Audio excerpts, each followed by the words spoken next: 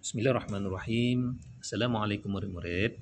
Alhamdulillah, bagi pelajaran solah pada hari ini, cikgu akan menyambung lagi tajuk syarat sah sembahyang yang ketujuh, iaitu menutup aurat, yang mana pada pelajaran yang lepas cikgu sudah menerangkan aurat di dalam sembahyang, iaitu aurat lelaki dari pusat hingga lutut, manakala aurat di dalam sembahyang bagi perempuan ialah seluruh badannya kecuali muka dan dua tapak tangan zahir dan batin hingga pergelangan tangannya. Baik. Jadi pada hari ini cikgu akan sambung lagi mengenai dengan aurat di luar sembahyang. Dan seterusnya cikgu akan jelaskan juga, cikgu sambung dengan syarat sah sembahyang yang seterusnya, yang ke-8, mengetahui rukun sembahyang, dan yang ke-9, tidak melakukan perkara-perkara yang membatalkan sembahyang. Baik, cikgu akan jelaskan terlebih dahulu aurat di luar sembahyang. Apa yang dimaksudkan dengan aurat di luar sembahyang? Maksudnya anggota badan yang wajib ditutup dan haram ke atas orang lain melihatnya. Jadi maksudnya di sini bukan saja kamu menutup aurat itu masa sembahyang saja. Di luar sembahyang maksudnya di mana-mana kamu berada. Sama ada kamu di kedai kah, kamu di padang kah, di masjid kah. Apabila kamu berjumpa orang, maka wajib kamu menutup aurat, kerana haram ke atasnya orang lain untuk melihat aurat kamu tu. Baik. Aurat di luar sembahyang bagi lelaki. Aurat bagi lelaki ialah dari pusat hingga lutut, iaitu sesamanya lelaki dan perempuan mahramnya.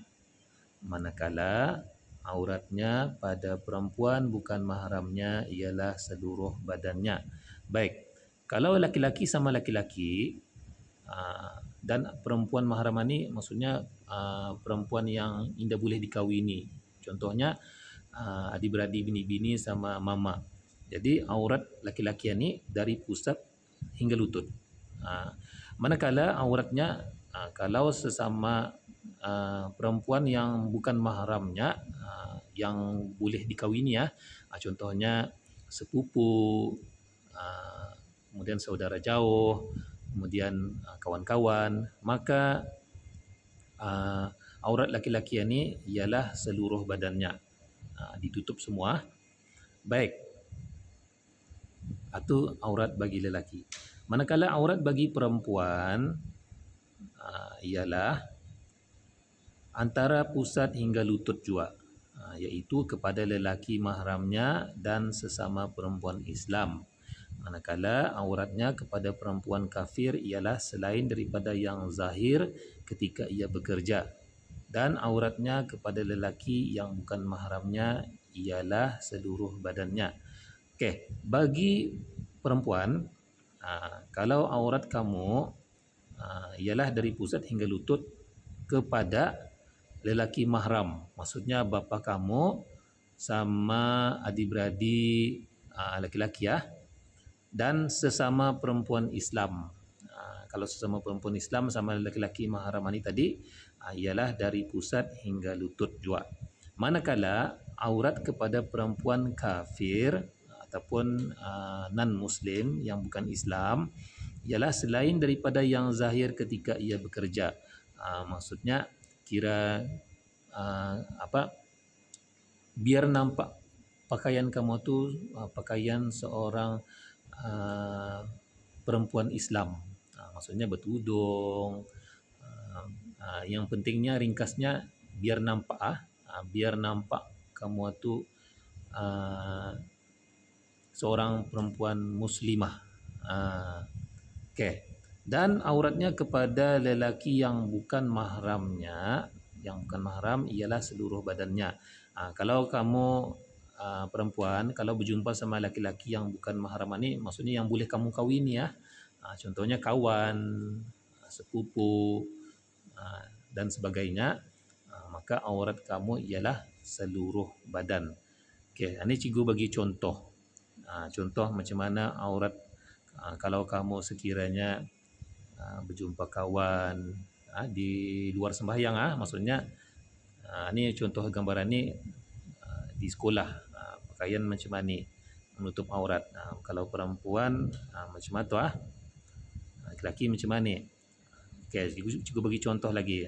Perempuan macam mana pakaiannya biar kemas, bertudung, kemudian pakaian itu cikgu kan tambah kalau menutup aurat itu biar menutup itu maksudnya jangan nampak shape badan. Kalau nampak shape badan itu bukannya menutup aurat tu itu macam membungkus dengannya tu, dibungkus. Yang dimasukkan di sini mesti ditutup aurat, biar pakaian yang labuh. Bagi perempuan lelaki sama juga. Ini contohnya lagi. Macam mana pakaian yang dimaksudkan menutup aurat apabila berjumpa orang lain, laki-laki macam itu dan bini-bini macam itu. Okey.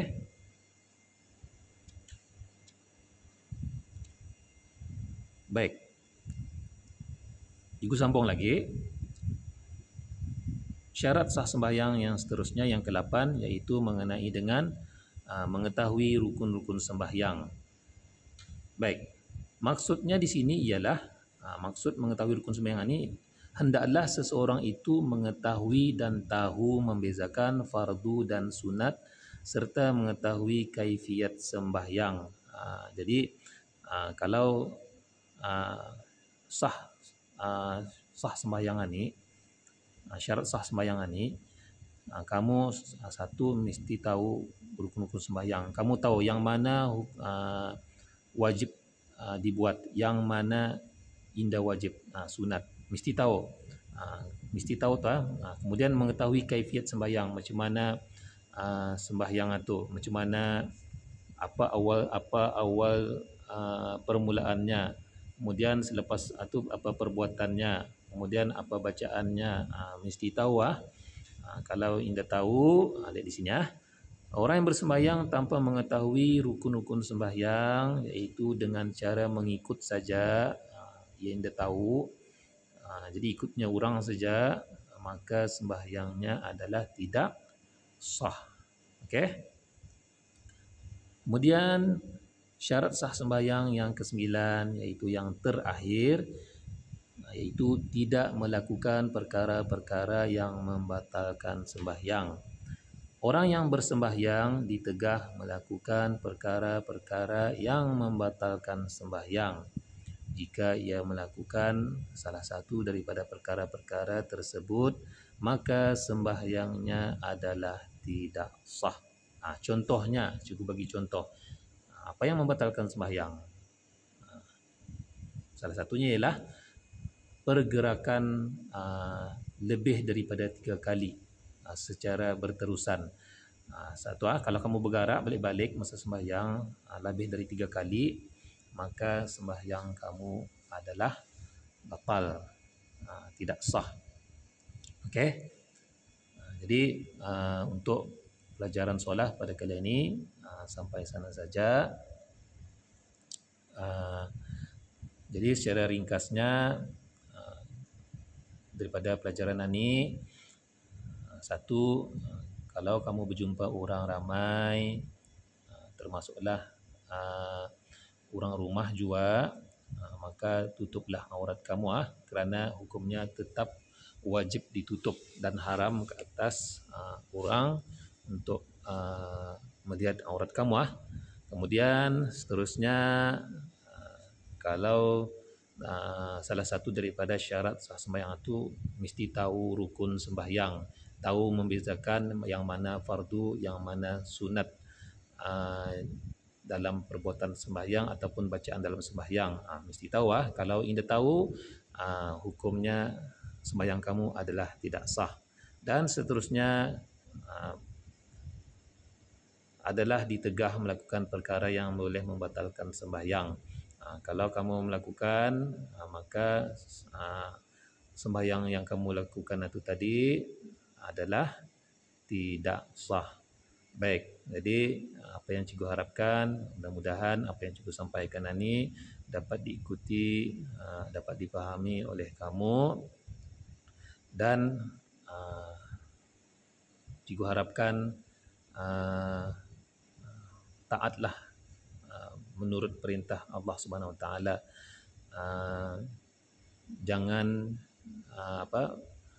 Jangan melakukan perkara yang dilarang oleh Allah. Lakukanlah apa yang diperintahkan oleh Allah Subhanahu Wa Taala. Baik, sekian saja untuk kali ini. Assalamualaikum warahmatullahi taala wabarakatuh.